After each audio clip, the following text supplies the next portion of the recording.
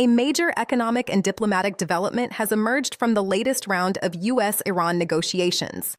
According to a Reuters report, a new framework agreement between Washington and Tehran includes a private investment fund worth roughly $300 billion, designed to drive new investment into Iran's economy. A source close to the talks says more than half of that total amount has already been committed by international companies.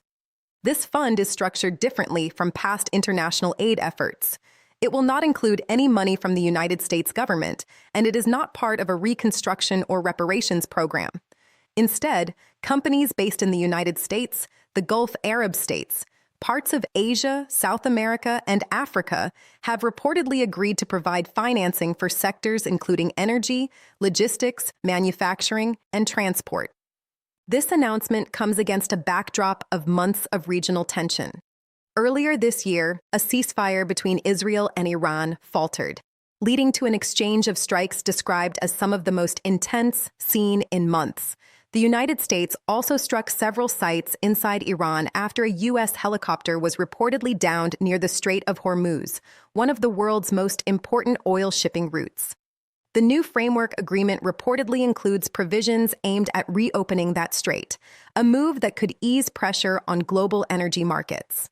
The deal was discussed on the sidelines of the G7 summit held this week in France, where world leaders also addressed other major issues, including artificial intelligence regulation and broader economic challenges.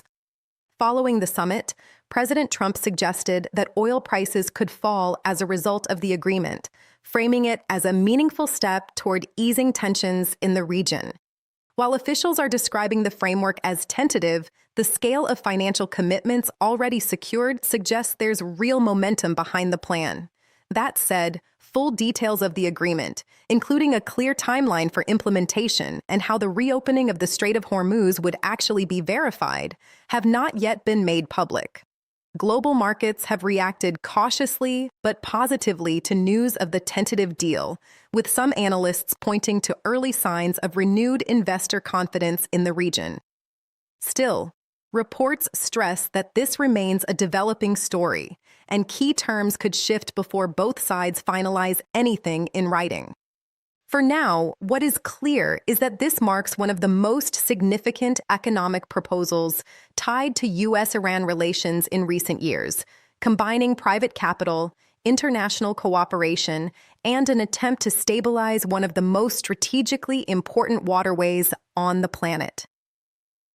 As negotiations continue, attention will turn to whether this framework translates into lasting change for the region's economy and for global energy markets more broadly.